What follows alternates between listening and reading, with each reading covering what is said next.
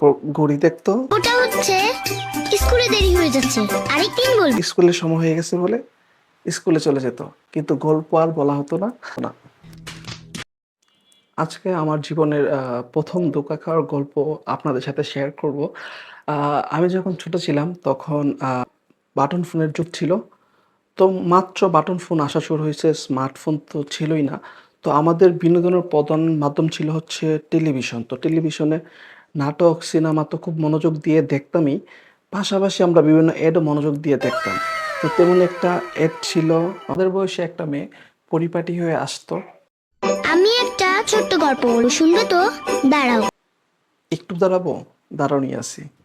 তো তারপর কিছুক্ষণ গল্প বলার ছল বলে চুইং গাম মুখে দিত এবং চুইং গাম ফোলাতো এবং বক, বক, বক, বক শুরু করত।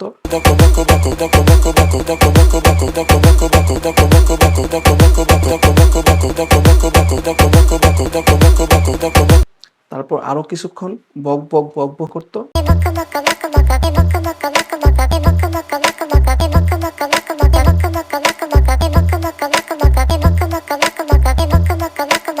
তারপর ঘড়ি দেখতো। ওটা হচ্ছে স্কুলে দেরি হয়ে যাচ্ছে, আরেকদিন বলবো। স্কুলের সময় হয়ে গেছে বলে স্কুলে চলে যেত, কিন্তু গল্প আর বলা হতো না।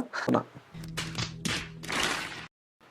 তো এরকম আমরা প্রত্যেকবারই এটা দেখতাম এবং ভাবতাম হয়তো এবার বুঝি গল্পটা বলবে, কিন্তু না, প্রত্যেকবার একই কাহিনী আসতো। গল্প বলার কথা বলে বাবুল গাম খেত, তারপরে বাবুল গাম ফুলাতো, ঘড়ি দেখতো এবং স্কুলে চলে যেত, কিন্তু গল্প আর বলা হতো। তো জীবনের প্রথম ধোঁকা এভাবেই খাই। আশা করি আমার এই গল্পের সাথে বা আমার এই ঘটনার সাথে আমাদের বয়সী অনেক মানুষই উপলব্ধি করতে পারবেন।